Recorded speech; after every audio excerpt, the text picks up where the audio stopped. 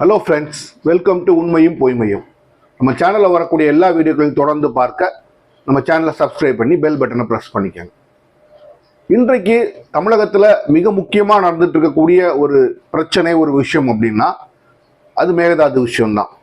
தமிழகத்தில் இருக்கிற இன்றைக்கு இருக்கிற எந்த பிரச்சனையும் தமிழக மக்களை மேகதாது விஷயம் பாதிக்கக்கூடிய அளவுக்கு பாதிக்காதுங்கிறது தான் ஒரு உண்மை. அப்போ இந்த மேகதாது விஷயத்தை குறித்து நமக்கு ஒரு சரிதான புரிதல்கள் இருந்தால் தான் அது அரசாங்கம் எடுக்கும் நடவடிக்கை சரியா தவறான்னு நம்ம சொல்ல முடியும். நமக்கே ஒரு சரியான புரிதல் இல்லை அப்படின்னா அதை பற்றி நம்ம பேசுறது ஒரு ஒரு நல்ல விஷயமாக இருக்காது. அப்போ மேகதாது அப்படிங்கிறத பற்றி நம்ம கொஞ்சம் பேசியிருக்கோம், அதுக்கு முன்னாடியும் பேசியிருக்கோம், அதுக்கு முந்தின வீடியோ கூட அதான் பேசியிருக்கோம். சிஎம் விஜய் அங்கே போய் பார்க்கக்கூடாது, பேசக்கூடாது, இந்த காவேரி நீர் எல்லாத்தையும் பற்றி தான் பேசுகிறோம். அப்போ தமிழகத்தில் பாய்கின்ற நதிகளிலேயே மிக நீர்வளம் மிக்க நதி காவேரி தான். அது உங்களுக்கு எல்லாத்துக்கும் தெரியும். கர்நாடகாவுக்கு நமக்கு பல பிரச்சனைகள்ல இருந்து காவிரியோட பூமி அப்படின்னா அது கர்நாடகம் கிடையாது. காவிரியோட பூமியா இன்றைக்குமே சோழவள நாடும் தமிழ்நாடும் தான். அந்த சூழ்நிலை மாறி இன்றைக்கு கர்நாடகாவோட நம்ம தண்ணிக்கு பிச்சு எடுக்க வேண்டிய சூழ்நிலையில் நம்ம இருக்கிறோம். அப்போ இந்த காவிரியில இப்படி அவங்க பலவாறு தண்ணி நமக்கு தராம போராட்டம் நடத்திக்கிட்டே இருக்கிறதுனால என்னாச்சு அப்படின்னா, ஒரு ஸ்டேஜுக்கு மேல நம்ம தமிழகத்தை ஆண்ட அரசுகள் இவங்கள்ட்ட இனி பேசி வேஸ்ட், நம்ம கோர்ட்டுக்கு போயிடலாம்னு சொல்லி சுப்ரீம் கோர்ட் வரைக்கும் போய் தீர்ப்புல இவ்வளவு தண்ணி தமிழகத்தில் கொடுக்கணும் அப்படின்னு சொல்லி சுப்ரீம் கோர்ட் தீர்ப்பும் போட்டுருச்சு. இப்போ இது வரைக்கும் அதை திறந்து விட்டுட்டு தான் வந்துகிட்டு இருக்கிறாங்க. அப்ப இந்த ஆண்டு உள்ள பிரச்சனைகள் ஒரு பக்கம் ஓடிக்கிட்டு இருக்கு. அப்போ இந்த சூழ்நிலையில கர்நாடகா என்ன சொல்லுது அப்படின்னா, நம்ம மேகதாதுல அணை கட்டணும் அப்படின்னு சொல்லுது. அப்ப மேகதாதுங்கிற புரிதல் நிறைய பேர் இருக்கு. மேகதாது நிறைய பேர் என்ன நினைக்கிறாங்க, அது ஒரு தனி நதி, அதாவது காவிரியோட இணைகின்ற ஒரு கிளை நதி அப்படிங்கிற மாதிரி நிறைய பேர் நினைக்கிறாங்க. மேகதாதுங்கிறது என்பது ஒரு நதி இல்லாத ஒரு இடம். தமிழகத்துல இருந்து 4 கிலோமீட்டர் தள்ளி இருக்கிற ஒரு இடம், அதுதான் தவிர ஒரு தனி நதி கிடையாது. அப்ப அந்த மேகதாதுவோட வர்றது காவிரி நதி தான். அப்ப அந்த காவிரி நதியை குறிச்சுதான் சுப்ரீம் கோர்ட் தீர்ப்பும் கொடுத்திருக்கு. அப்போ இப்போ அந்த இடத்துல கர்நாடகா மேகதாதுங்கிற அணையை கட்டுது. அப்போ இப்போ ஒரு முக்கியமான விஷயம், அந்த விஷயம் ஏன் திருப்பி ஃபிளேர் அப் ஆகுது அப்படின்னு பாத்தீங்கன்னா, அக்ரி கிருஷ்ணமூர்த்தி அதிமுகவை சேர்ந்தவர் ஒரு வழக்கு போடுறார் உயர் நீதிமன்றத்தில். அவர் என்ன சொல்றாருன்னா, ஆரம்பத்துல மேகதாதுல அணை கட்டது எதுக்குன்னு ஒரு ரெசல்யூஷன் கொடுத்தா எங்களுக்கு நோட்டீஸ் எல்லாம் கொடுத்தாங்க, அதுக்கு தான் நாங்க வாக்களிச்சோம். கடைசியா திமுக கொண்டு வந்த இதை தனி பிரச்சனையா ரைஸ் பண்ணி நம்ம தனியா கொண்டு போகணும் அப்படிங்கிற ரெசல்யூஷனும் பாஸ் பண்ணிட்டாங்க, அதுக்கு நாங்க வாக்களிக்கவில்லை. அப்போ அதனால அந்த ரெசல்யூஷன் செல்லாது, நீதிமன்றத்தில் ஒரு வழக்கு போட்டிருக்கிறார். இப்போ அது விசாரணைக்கு வரப்போகுது. அப்போ இந்த ஸ்டாண்ட் யாரெல்லாம் எடுக்கிறாங்க, இந்த திமுக என்ன சொல்லுது, நம்ம காவிரி ஒரு பக்கம் இருக்கட்டும், நம்ம மேகதாதுவை தனியா நம்ம ஒரு பிரச்சனையா ரைஸ் பண்ணி நம்ம தனியா கொண்டு போனாங்க, அணை கட்ட விடாம பார்க்கணும் திமுகவோட ஸ்டாண்டு. அதை இன்னைக்கு தாவேக்காவும் சரின்னு சொல்லுது. ஆனா பாட்டாளி மக்கள் கட்சி, அதிமுக, சிபிஎம்லாம் என்ன சொல்றாங்கன்னா, சிபிஎம் வெளியில வச்சிருக்கோம், இன்னைக்கு நேஷனல் பார்ட்டிஸ் நம்ம சேர்க்கக்கூடாது. இவங்க 2 பேர் பாமகவும் அதிமுகவும் நம்மளோட கட்சியில் அவங்க என்ன சொல்றாங்க, அப்படி இல்லை, இருக்கிறதுலயே அவங்க அணை கட்டுறதை தடுக்கணும், இருக்கிற காவிரி ஜட்ஜ்மெண்ட் படி அவங்க அணை கட்ட முடியாது அப்படின்னு அவங்க சொல்றாங்க. அப்ப இதுல எது சரியான ஒரு விஷயமா, ரெண்டுமே சரியா இருக்க முடியாது இல்லையா? ஆனா இது என்ன சரியா இருக்கும் அப்படின்னு நம்ம சொல்றோம், எது வருங்காலத்தில் தமிழகத்திற்கு நன்மை பயக்கக்கூடியதா இருக்குன்னு நம்ம பார்க்கணும். அப்போ இந்த ரெசல்யூஷன் கொண்டு தவறுன்னு அவங்க நீதிமன்றத்துக்கு போறாங்க. அவங்க என்ன சொல்றாங்க, காவிரி அந்த சுப்ரீம் கோர்ட் தீர்ப்பு படி எந்த ப்ராஜெக்ட் கட்டுறதுனாலும் லோயர் ரைப்பேரியன் ஸ்டேட்ஸ், கீழ்மடை மாநிலங்களோட உத்தரவோ பெர்மிஷனோ இல்லாம, அனுமதியோ இல்லாம கர்நாடகாவால கட்ட முடியாதுன்னு ஜட்மெண்ட்ல சொல்லியிருக்குன்னு அவங்க சொல்றாங்க. அப்போ நம்ம எதுக்கு நம்ம புதுசா இன்னொரு பிரச்சனையை கலைப்பு, ஒண்ணு இருக்கிறத வச்சு நம்ம தட்டிட்டு போயிடலாம் அப்படின்னு பாமகவும் அதிமுகவும் சொல்றாங்க. அப்ப இதுல ஒரு சின்ன விஷயத்தை யோசிக்க வேண்டியது இருக்கு.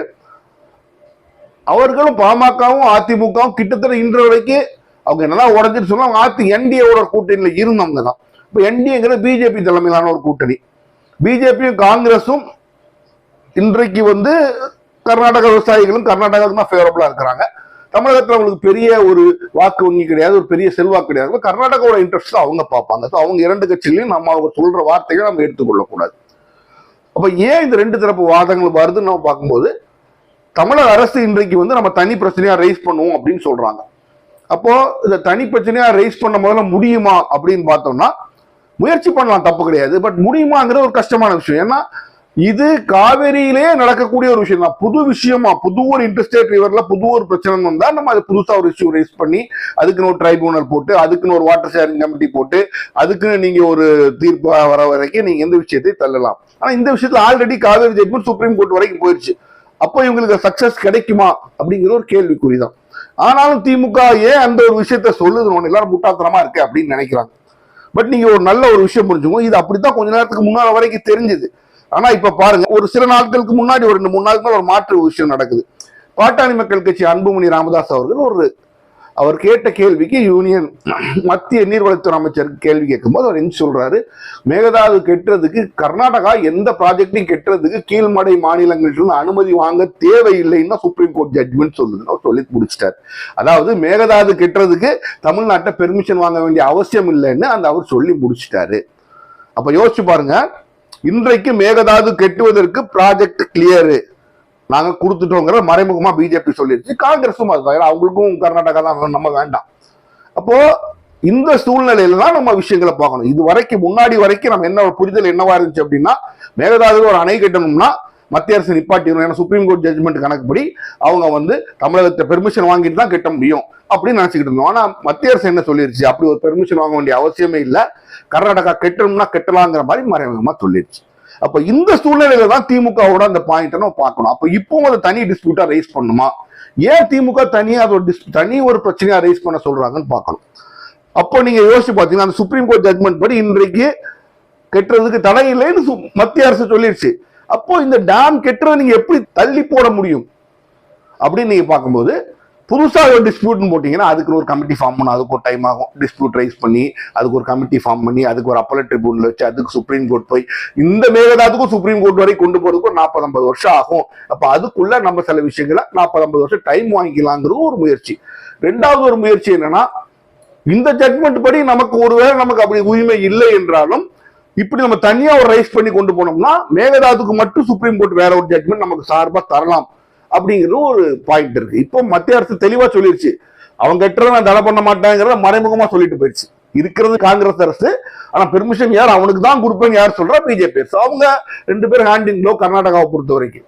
அப்போ நமக்கு விரோதமாகத்தான் மத்திய அரசு இருக்கு, காங்கிரஸும் இருக்குங்கிற நமக்கு இப்போ தெரிஞ்சு போச்சு. அப்ப நமக்கு என்ன ஒரே வழி, நீதிமன்றங்கள் தான். அப்ப நீதிமன்றங்கள் இப்ப இருக்க ஜட்மெண்ட் படி பார்த்தா அது நமக்கு ஃபேவரபிளா இல்லைன்னு மத்திய அரசு தெளிவா சொல்லிருச்சு.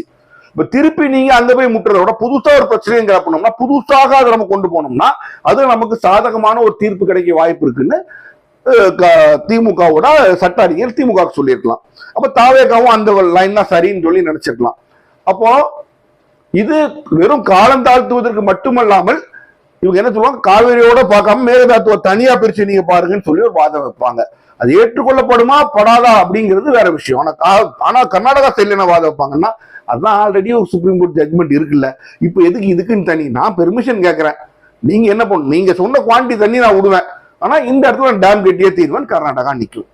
அப்போ இது என்ன நடக்க போகுது அப்படிங்கிறது ஒரு பெரிய கேள்விக்குறியா தான் அந்த இடத்துல இருக்கும். ஆனால் மத்திய அரசு யாருக்கு சப்போர்ட் பண்றாங்களோ அவங்களுக்கு ஒரு சின்ன அட்வான்டேஜ் என்னைக்குமே இருக்கும்.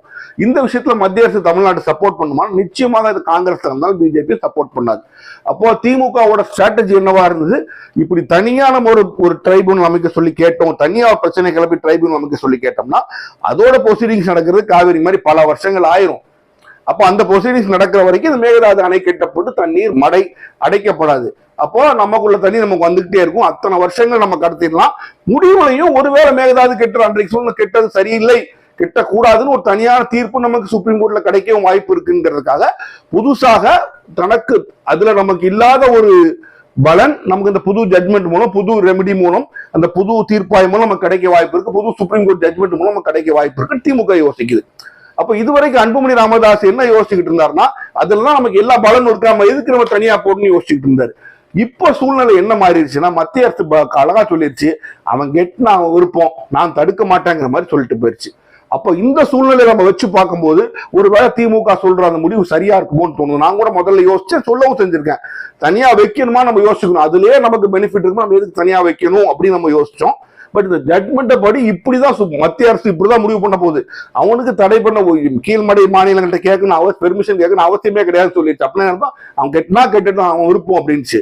அப்ப இந்த சூழ்நிலையில பார்க்கும்போது நம்ம திருப்பி அந்த ஜட்மெண்டே வச்சு அதே இடத்துக்கு போனோம்னா நமக்கு பலன் கிடைக்குமான்னா மத்திய அரசுலையும் பலன் கிடைக்காது, சுப்ரீம் கோர்ட்லயும் கிடைக்குமான ஒரு கேள்விக்குறி. அப்போ தமிழக அரசு இப்படிதான் கொண்டு போய் ஆகணுங்கிற சூழ்நிலை இருக்கிற மாதிரி தான் எனக்கும் தோணுது. சட்டம் அறிந்தவனாக, சட்டம் படித்தவனாக நான் உங்களுக்கு நான் இதுதான் சொல்றேன். இந்த மத்திய அரசு இந்த வார்த்தையை சொன்னதுக்கு அப்புறம் நமக்கு இருக்கிற ஒரே ஆப்ஷன், இதை தனியாக கொண்டு போய் தனியாக ஒரு பிரச்சனையாக வச்சு தனியாக இந்த தீர்ப்பை வாங்கினாதான் நமக்கு பெனிஃபிட் இருக்க வாய்ப்பு இருக்கு. ஏன்னா அந்த தீர்ப்புப்படி இவங்க மத்திய அரசு என்ன சொல்லுது, தண்ணி மட்டும் கொடுத்தா போதும், குவான்டிட்டி அளவு அவங்க எங்க எது கிட்ட உன்ட்ட பெர்மிஷன் கேட்க வேண்டியது இல்லை அப்படின்னு சொல்லிட்டாங்க. அப்படின்னா அப்ப அவங்களுக்கு எல்லாம் டெக் இஸ் கிளியர்னு சொல்லுவாங்க ஆங்கிலத்துல. அதே மாதிரி அவர்களுக்கு எல்லா வழியும் கிளியர் ஆன மாதிரி ஆயிரும். அப்ப நம்ம மாட்டிக்குவோம். அப்ப நமக்கு அந்த ஜட்மெண்ட் ஃபேவரபிளா இல்லைன்னா நீங்க வேற மாதிரி சொல்லலாம். இந்த மாதிரி அந்த சமயத்துல மேகதாதுங்கிற அணை கட்டுற மாதிரி ப்ராஜெக்ட்ல அந்த ஜட்மெண்ட் வந்துச்சு. இப்ப புதுசா ஒண்ணு கொண்டு வரும்போது புது நியூ டெவலப்மெண்ட்ஸ் சட்டத்துல ஒரு வழி இருக்கு. New developments are taken place, நீங்க புதுசா ஒரு விஷயத்தை தொடங்கலாம். இப்போ மேகதாதுங்கிறது புதுசா தொடங்கப்பட்ட ஒரு விஷயம். அதுக்கு இந்த ஜட்மெண்ட் போடுறது, அது புதுசா தான் டிஸ்பியூட் பண்ணும். தமிழ்நாடு கொண்டு வரலாம், முயற்சிக்கலாம், சட்ட வல்லுநர்களை வைத்து போராடலாம். அப்போ அதுல நமக்கு ஒரு ஃபேவரபிள் தீர்ப்பு வர வாய்ப்பு இருக்கு. கொஞ்சம் கணிசமான காலமும் போகும். அப்போ அது வரைக்கும் விவசாய நலன்கள் பாதுகாக்க நமக்கு ஒரு நல்ல ஒரு வாய்ப்பு இருக்கு. ஏன்னா அது முடிகிற வரைக்கும் கிட்டத்தட்ட மேகதாதுவை கெட்ட விட மாட்டாங்க, அதை வச்சு ஃபுல்லா அடைக்க விட மாட்டாங்க. அதுல ஒரு கிட்டத்தட்ட ஒரு எழுதப்படாத ஒரு தடை இருக்கும். அப்போ தமிழகம் தன்னோட தண்ணீரை பெற்றுக்கொண்டே தான் இருக்கும். அப்போ ஒரு விஷயத்த நம்ம எப்படி தவறா இவங்க புரிஞ்சுக்கிட்டாங்களோ அப்படின்னு தோணுது. அதிமுகவும் பாமகவும் தவறா புரிஞ்சுக்கிட்டாங்களோன்னு தோணுது. இப்ப மத்திய அரசு அது என்ன சொல்லுது, அது அப்படி இல்லை அப்படின்னு சொல்லும் போது அப்ப திமுக சொல்ற அந்த வழிதான் புது தீர்ப்பாயம் தான் சரியான வழியா இருக்குமோ, புது டிஸ்பியூட் புது பிரச்சனை கிளப்பி தான் நம்ம தீர்ப்பு காணுதான் சரியான வழியா இருக்குமோன்னா இப்போதைக்கு தோணுது.